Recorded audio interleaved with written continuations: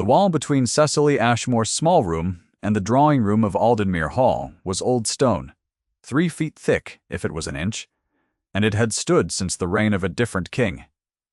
She had always assumed its thickness meant silence. She had assumed in the 8 months she had occupied the narrow room at the hall's north wing that the conversations conducted on the other side of that wall were as unreachable as conversations conducted on the moon. She had been wrong. It was past 11 o'clock on a Tuesday in November, the last Tuesday before the formal announcement was to be made, and Cecily sat at her small writing table with a candle guttering low and the night pressing against the window like a held breath. She had been correcting the Latin exercises of the 2 children in her care, young Thomas and young Harriet, both of whom had gone to bed 2 hours ago with their hair brushed and their lessons half learned and their small warm hands folded over their blankets. She was tired. She was the particular kind of tired that comes not from exertion, but from sustained stillness, from holding oneself in a posture of useful invisibility for so many hours that the body forgets it was made for any other purpose. She heard the drawing-room door open. She heard 2 sets of footsteps, one soft and purposeful, one lighter and measured to elegance. She heard the click of the door behind them. Then she heard the voice of Lady Sophronia Vane, carrying through the old stone as clearly as if the wall had simply chosen, on this particular night, to stop doing its work. "He is agreeable enough," Lady Vane said. And even through that thickness of stone the amusement in her voice was audible, something crystalline and faintly contemptuous. If one does not expect to be interested, Cecily did not move. She set her pen down without looking at it. "Interest is not the point," said the Dowager Viscountess Aldenmere, and her voice was as dry as river stone in August. "The point is the settlement, which Harwick cannot provide, and the title, which Harwick assuredly does not possess." Lady Vane laughed. It was a pretty sound. Cecily had heard it in the drawing-room below, in the dining-room, in the garden where the rose-beds had given up their last petals to the November frost. She had thought, hearing it then, that it was the laugh of a woman at ease in the world, a woman to whom the world had been generous. She understood now that she had been hearing the wrong thing. The laugh was not ease.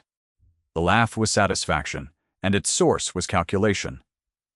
4,000, Lady Vane said. "I shall need the estate to absorb 4,000 by Easter. My man of business will require it in writing. Harwick's debts are my debts now, his mother having made such a spectacle of herself in Bath, and there is no help for it." "It will be managed," the Dowager said. "Edward will not inquire closely if the matter is presented as a household expense in the first quarter." Cecily sat very still. "And the children," Lady Vane said, and something in her voice flattened. "The dead woman's children have no claim on my mornings, Dorothea. I want that understood before any papers are signed. They go to school. Not in the spring. By February." Through the wall, Cecily heard the sound of a glass being set on a table. She heard a chair pulled back. "The governess is already managed," the Dowager said then, almost as an aside, as if the subject required no more weight than a coat-hook. "She is the governess and nothing more. She will be replaced in the spring. The children will have a proper schoolroom situation by the time they require one. Edward will not be consulted in the particulars." Cecily became aware that she was holding the pen in both hands, gripping it across her knuckles as if it were a thing to hold on to, rather than a thing to write with. She set it on the table. She looked at the candle flame. The wall gave her no more.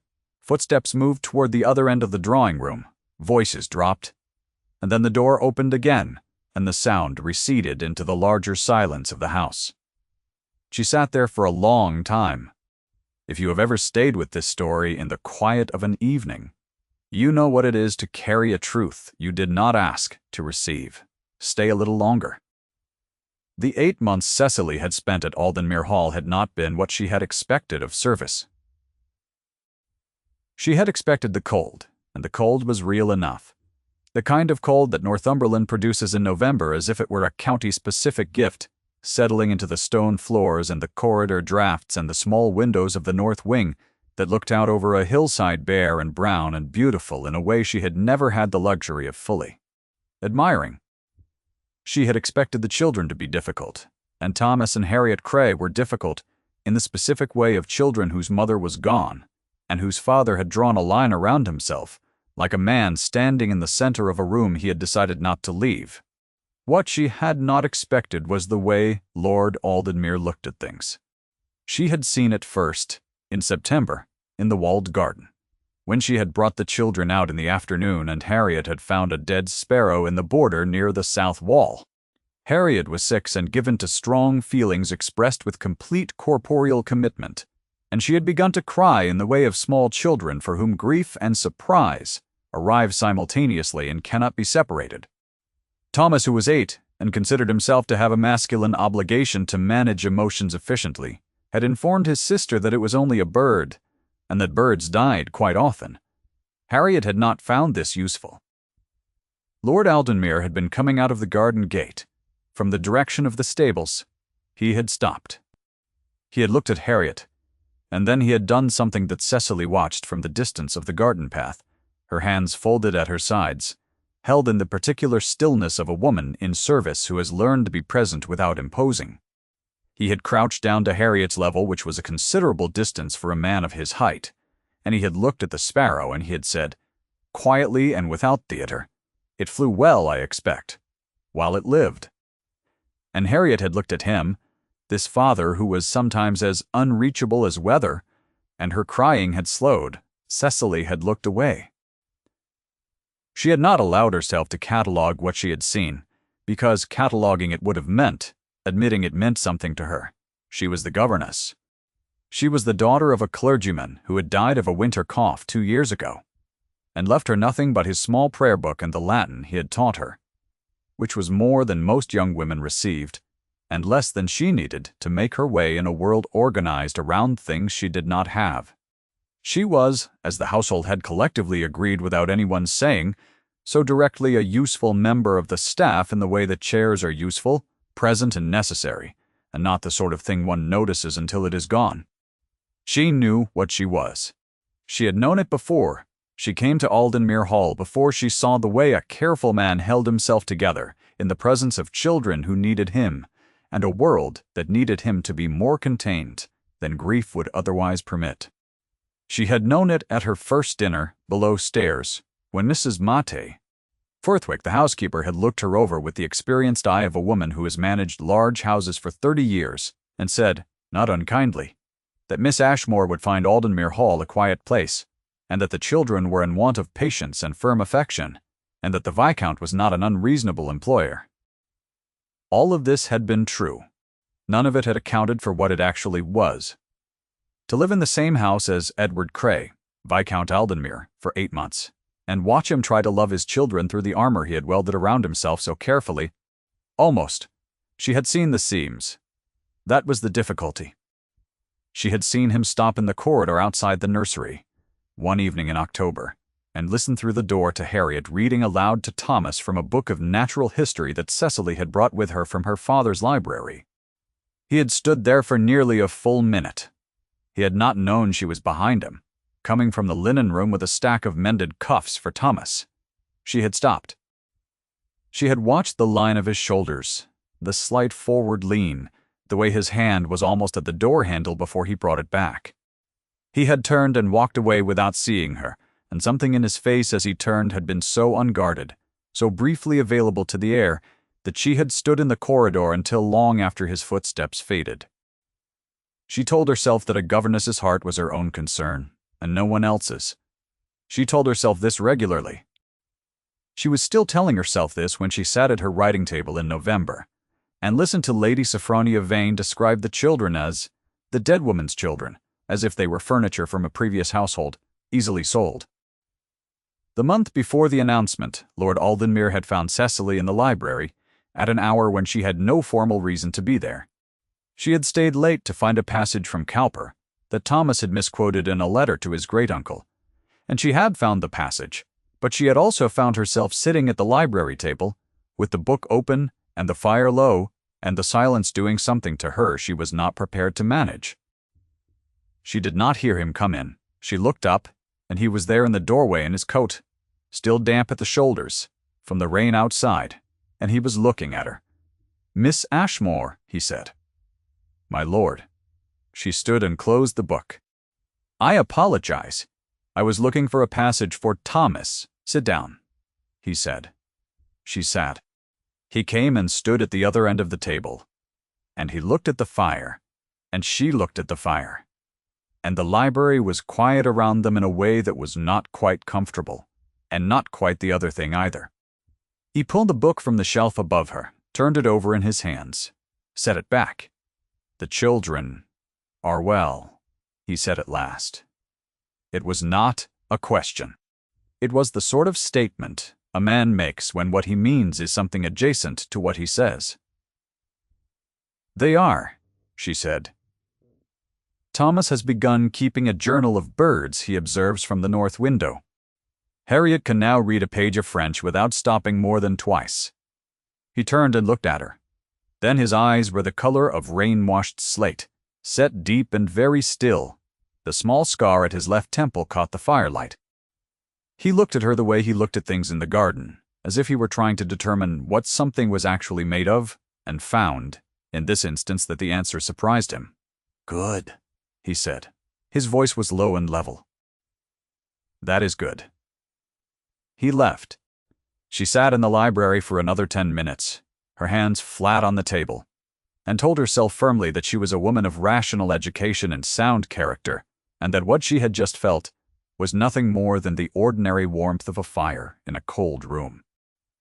Now, at 11 past 11 on a Tuesday in November, she sat at her writing table and listened to the drawing room grow quiet through the wall, and she understood that she had been lying to herself about the warmth. The silence the drawing room left behind was a specific kind of silence, the kind that lands when everything that can be damaged has been located.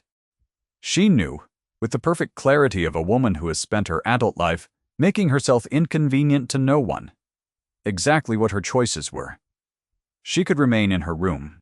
She could treat what she had heard as if she had not heard it, fold it into the ordinary silence of her position, carry it through the morning announcement and the weeks of preparation and Lady Vane's arrival as the new Viscountess Aldenmere.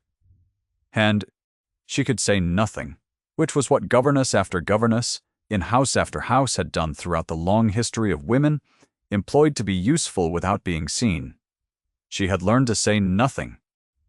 She had been practicing it since before her father's death, since she understood that the world had arranged itself into those who had the freedom to speak, and those whose best recommendation was their silence. She was very good at nothing. She pulled a sheet of paper toward her and uncapped the ink. She would write her resignation before the morning. She would address it to Lord Aldenmere with the correct form and a brief, dignified account of her circumstances, not the true ones, but something plausible, a relation who required her, a position that had become available in the South. She would ask for her month's wages in lieu of notice, and she would take Thomas's bird journal and Harriet's French primer from the schoolroom when the house was still asleep, because she would not be able to face leaving them in person. She would pack the prayer book that was the last of her father's effects, her small trunk, her 2 winter gowns, and she would be at the road before the household assembled for breakfast, before Lady Vane came downstairs in her ice-blue silk, before the dowager announced the engagement to the assembled guests and the drawing room filled with the sound of congratulation. She wrote the date at the top of the page. She stopped. She sat looking at the date for a long time. The candle had burned quite low. Outside the window, the Northumberland hills were invisible in the darkness, but she knew they were there. That particular quality of landscape that had nothing to recommend it except that it was honest. It made no promises, it simply was what it was. Thomas's bird journal, Harriet reading French and stopping twice, a man listening outside a nursery door who did not know anyone could see him. A man in a library saying the children are well, as if what he meant by it was something a woman of rational education should be able to receive, without her hands pressing flat against a table. Lady Vane had not looked at the children once during dinner.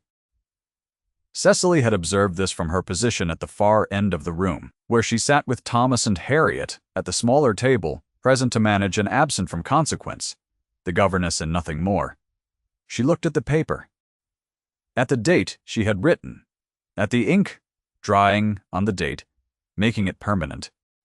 She thought about Thomas, who kept his journal in the handwriting she had corrected and recorrected across 4 months until it became something nearly elegant. She thought about Harriet, who had stood in the walled garden and cried over a dead sparrow until her father crouched down and said, "It flew well, I expect, while it lived," and who had looked at him with the specific wonder of a child who has just learned something new about a person they love. She thought about what the wall had given her without her asking, and what it was going to cost her to carry it, and whether the cost of carrying it in silence was something she could actually manage to pay.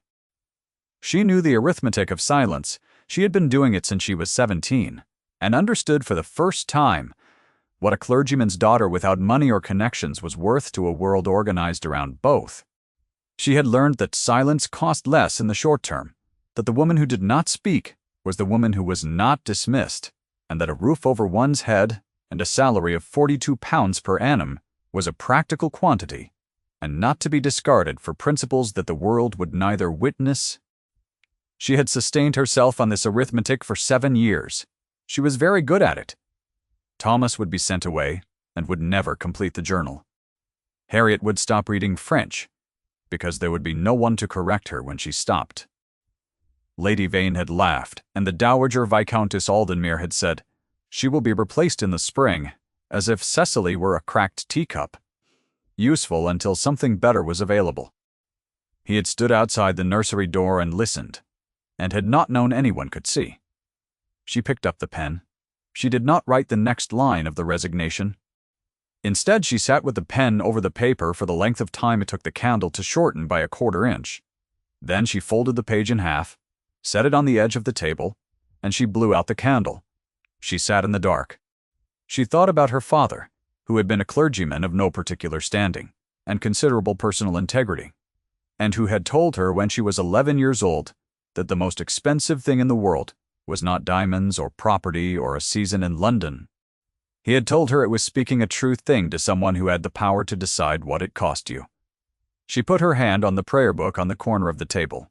The leather cover was worn soft at the corners from years of handling. She rose from her chair. She did not take the prayer book. She left it on the table. She went to the door of her room and opened it very quietly, and went out into the corridor, which was dark, except for a single lamp left burning at the corridor's end. And she walked in the direction of the east wing where the Viscount's study was located, and she did not look at the door of the drawing-room as she passed it. The study door was not locked. The lamp inside was still lit. Lord Aldenmere was at his desk, his coat still on, a glass of wine untouched at his elbow, and a letter open in his hand. He looked up when she appeared in the doorway, and his face went through something she did not have the vocabulary to name. A sudden attention. A gathering. "Miss Ashmore." His voice was very quiet. "What hour is it?" "Past midnight, my lord." "My." She came in 2 steps from the door and stopped. She stood with her hands at her sides in the way she had learned to stand in rooms where she was present for a functional reason. "I am sorry to disturb you. I need to tell you something, and I need to tell you before morning, because morning will be too late." He set the letter face down on the desk. He looked at her. "Tell me," he said. She told him. She did not perform it. She did not soften it or apologize for it or frame it as anything other than what it was, which was a thing she had heard through a wall that she had not tried to hear and could not unhear. She reported the £4,000, the arrangement with Colonel Harwick that Lady Vane intended to resume after the marriage, the matter of the children and February and the school. She kept her hands at her sides. She kept her voice, even she told him. And when she was finished, she stood in the slight chill of the study and waited. He was very still. The letter on the desk, the one he had set face down when she entered, lay between them. She looked at it without intention, and he looked at her, looking at it, and he turned it, face up. It was a letter from his man of business in London, dated the previous week. She was not near enough to read it. The name Harwick appeared clearly in the second paragraph, underlined in ink, and she saw the amount of 4,000 below it with a question mark. "He has been inquiring on my behalf," Lord Aldenmere said, his voice still level, but with a quality under it she had not heard before. Something without its usual casing. Into the Vane settlement particulars. I had not asked him to. He does it because he is thorough, and because he distrusts arrangements made too quickly. A pause. He found what you have described.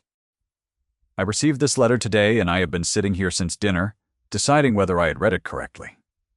Cecily said nothing. He rose from the desk. He was very tall in the low lamplight, and the scar at his left temple was visible, and his eyes when he looked at her were the particular gray of winter light over water. "You should not have needed to come here," he said. "You should not have been in the position of carrying this." "No," she agreed. "I should not have. I was. And it is done, and I am glad of it." She hesitated. Only a moment. Thomas keeps a journal of every bird he has seen from the north window. There are 43 entries. If he is sent to school by February, he will lose the winter rooks, which are the ones he has most been wanting to record. She stopped speaking. The study was very quiet. Somewhere in the wing above them, the house settled into its old bones with a sound like a sigh. He looked at her for a long moment. She held very still under the looking. "Wait here," he said. He went out. It was not a request. It was the sort of sentence he produced without apparent effort, short and declarative, and carrying the particular warmth of a word that sounds like an order and operates as something else entirely. She waited. She sat in the chair nearest the cold fireplace, because her legs were not entirely steady, and she folded her hands in her lap, and she looked at the untouched glass of wine on his desk, and the letter with Harwick's name, and the 4,000 that someone had underlined for clarity. She heard voices from the direction of the drawing room. She could not, at this distance, make out words. She heard the dowager's measured tones, and then Lady Vane's lighter pitch, and then Lord Aldenmere's voice, which was quieter than both, and somehow the quietest of the three. There was a longer silence. "Say." Cicely looked at the letter on the desk. She looked at the cold fireplace and the untouched glass of wine and the bookshelves that ran floor to ceiling along the east wall, the kind of library that accumulates over generations where the spines are not arranged for display but for use. The leather cracked and faded in places, a few volumes turned sideways to fit. She had been in this room twice before, both times with a message from Mrs. Forthwick that could not wait. On both occasions she had registered, without permitting herself to dwell on it, that the room was exactly what she would have expected of the man who occupied it, ordered but not cold, deliberate but not without warmth, containing its purposes without advertising them. Then there were footsteps, and then the sound of a door, and then nothing. She sat for perhaps 20 minutes. The lamp on the desk burned steadily. Her hands were still in her lap.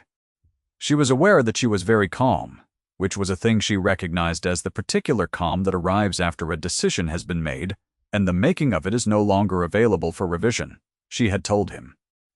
What followed was no longer hers to manage, and there was a specific exhausted relief in that, the way a heavy parcel feels when it is finally set on a floor by someone else's door. At one point she heard, from somewhere in the house, the sound of a carriage order being given, a servant's voice rapid and careful. He came back. He closed the study door behind him. He stood for a moment, with his back to the door, looking at her in the chair, with her hands folded. Something in his face had changed. The casing was still there, the discipline, the habitual containment of a man who had learned to hold himself together because the alternative was not available to him. There was something else beside it now, something she had seen once before, in a corridor outside a nursery, that had no name she knew how to give it. "Lady Vane has requested her carriage," he said. "My. She and her woman will leave before the house is fully awake." "My mother has been informed of the reasons," Cecily said. "I am sorry." He looked at her. "Are you?" She considered this honestly. "I am sorry for the difficulty of it." "I am not sorry I told you." "No," he said. "You should not be." He came and sat in the chair across from her, which put them at a distance of perhaps 4 feet, a distance entirely outside the ordinary geometry of a viscount and his governess in any drawing-room in England. He leaned forward, elbows on his knees. "My mother will be managing the situation before the morning call. She is very capable of it. She is in most respects a practical woman. Yes, my lord. She said something to you this evening." Lady Vane said something as well. His voice was careful. "You were visible to both of them as someone of limited consequence, or so they chose to see it." Cecily looked at him steadily. "I am the governess, my lord. It is what I am." "It is not," he said, "all that you are." The study was very quiet. Outside, the November night was not yet softening toward dawn, but it would soon, and something in the quality of the dark had shifted, that almost imperceptible adjustment that comes when night has passed its deepest point, and is beginning, however slowly, to move toward light. She was aware of exactly where he was in the room. She was aware of the 4 feet between them, and the particular quality of stillness he occupied, and her own hands in her lap, very still, though she had not decided to make them still. Her heart was doing something she could not prevent. He rose from his chair. He walked to the doorway of the study and turned back. "Miss Ashmore," he said, and his voice had the quality of a man who has located the thing he intended to say after looking for it in several wrong places. "Go and rest. I will require your presence in the drawing-room at 7 o'clock. She stood. "The drawing-room?" "The drawing-room," he said. "You will not be leaving this house." She looked at him. He looked at her.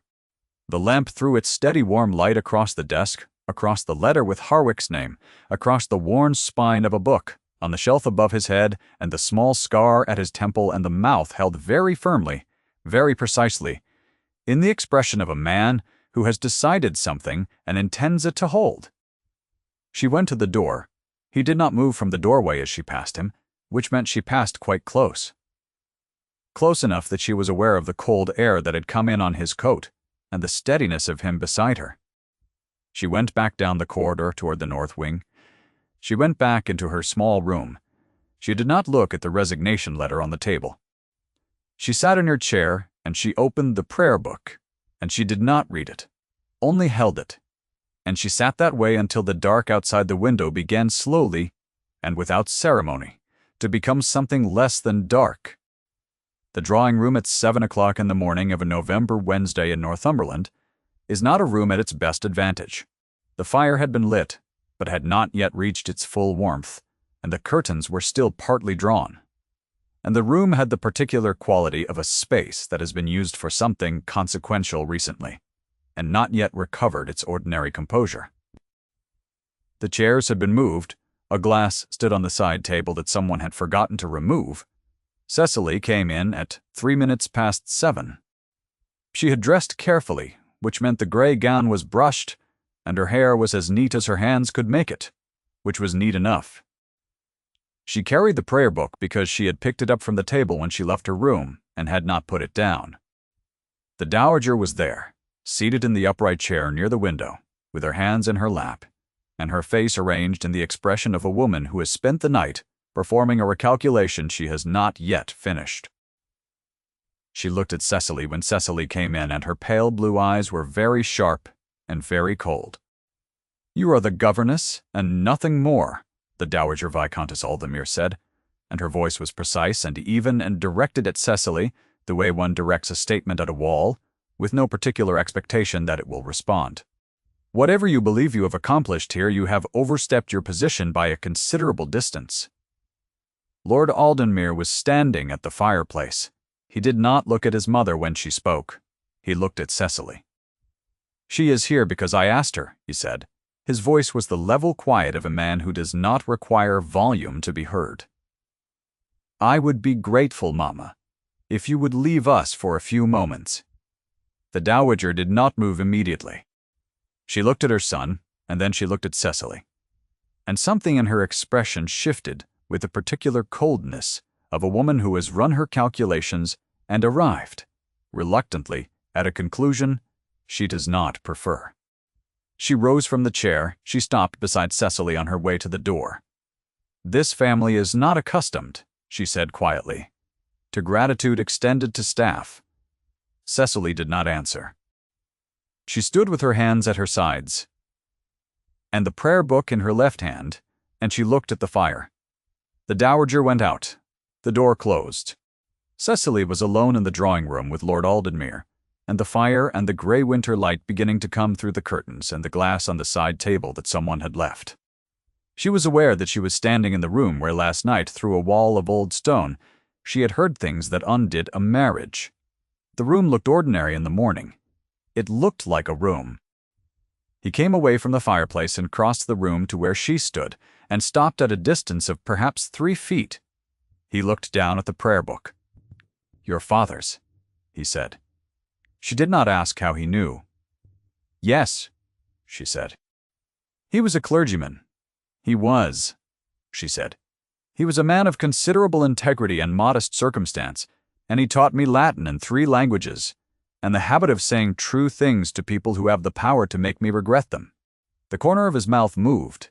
It was a very small movement, the kind that a less careful man would have allowed to become something larger. She found, to her considerable surprise, that she was glad of its smallness, that it felt more like a gift for being restrained. "Miss Ashmore," he said. "My Lord Cecily." "What, no? He said her name the way a man sets something down after carrying it a long time, with the deliberateness of someone who has decided that the weight is worth the act of putting it somewhere permanent. "I have not been a man inclined toward easy things. I have believed for 2 years that the life I have available to me is a sufficient arrangement, and that to want more than a sufficient arrangement is a species of ingratitude." She waited outside. Somewhere on the road below the estate, she heard a carriage. Lady Vane's, she thought, going south. "I have been wrong," he said in that belief. "And I have been observing, for the better part of 8 months, a woman who has no reason to think herself of consequence, and who is in every sense of the word that matters, the person in this house most worth seeing." She opened her mouth. She was not entirely sure what she intended to say. He put his hand over hers where she held the prayer book, not taking it from her, simply placing his hand over hers, warm and deliberate and with no uncertainty at all in it. "You will not be leaving," he said. "If you can manage to remain." She looked up at him. The winter light came through the curtains and caught the gray of his eyes, and the scar at his temple and the line of his jaw that was not, she thought, a jaw, like carved stone, whatever the poet said. It was a jaw belonging to a man who felt things at considerable depth, and had simply not yet found the person in whose direction he was willing to show them. "I can manage to remain," she said. He looked at her for a long moment, his hand over hers, the prayer book between them, and then he stepped back slowly, with the careful deliberateness of a man who is committed to a direction and intends to honor that commitment properly, in the right order, with the right ceremonies observed. "Good," he said, his voice low and level and containing something she now understood was warmth, the specific warmth that had always been there, and that she had spent 8 months telling herself was simply the warmth of a room. Thomas and Harriet came down from the nursery an hour later, still in their morning dress, Thomas with his bird journal under his arm, and Harriet with a smudge of ink on her chin that she had not noticed. They found the drawing-room occupied, the fire now properly warm, and their governess sitting in the chair nearest the hearth with the prayer book in her lap, and their father standing at the window with his hands clasped behind his back, looking out at the Northumberland hills that had gone the pale gray-green of winter grass in early morning light. Thomas said, with the practical curiosity of an 8-year-old, "Why is everyone in the drawing-room?" Lord Aldenmere turned from the window and looked at his son, and the look on his face was the one Cecily had seen outside the nursery door in October, the one that had no armor at all. "Come here," he said. "Both of you. They went to him." He put his hand on Thomas's shoulder, and Harriet leaned against his coat, and he stood there, in the morning light of a drawing-room that was still rearranging itself from the previous night's business, and Cecily watched from her chair and did not look away. The dowager did not come to breakfast. She sent a note by Mrs. Forthwick, informing the household that she would be visiting her sister in Harrogate for the winter, and would require the north-facing rooms aired on her return. Forthwick delivered this note with the expression of a woman who has heard a great deal through 30 years of managing large houses, and found it most professional to have heard nothing. By noon the hall had returned to its ordinary rhythms. Thomas recorded his first winter rook in the journal, a large bird with a bald gray face that sat on the stone wall below the north window for nearly 20 minutes as if it had appointments to keep, and was in no particular hurry. Harriet read a page and a half of French without stopping. Cecily sat at the schoolroom table and marked the work they brought her. When she looked up, Lord Aldenmuir was standing in the doorway of the schoolroom. He had changed his coat. He had a look about him that she was only beginning to learn the vocabulary for, which was the look of a man in whom some fundamental internal agreement had been reached and found satisfactory. "I should like to walk, if the afternoon allows it," he said. "If you are finished here." Thomas looked up from his journal. "May I come?" "No," he said. His voice was not unkind. "Miss Ashmore and I have things to discuss." He looked at her over the children's heads, and the thing in his eyes was not restrained. Not entirely. "We have a great deal to discuss." She set down her pen. She rose from the chair. She put the prayer book in her pocket, because she had been keeping it there since morning, and she followed him out of the schoolroom and into the corridor, and down toward the door that opened onto the garden and the hills beyond. Outside, the November air was cold and bright and honest. The hills rolled out under it, bare and true, and making no claims they could not keep. She walked beside him, at a distance that was somewhat closer than any drawing-room in England would have sanctioned, and the prayer book was in her pocket, and the morning was over, and the wall had done its work. She did not need to hear what was on the other side of it any more. She was already there.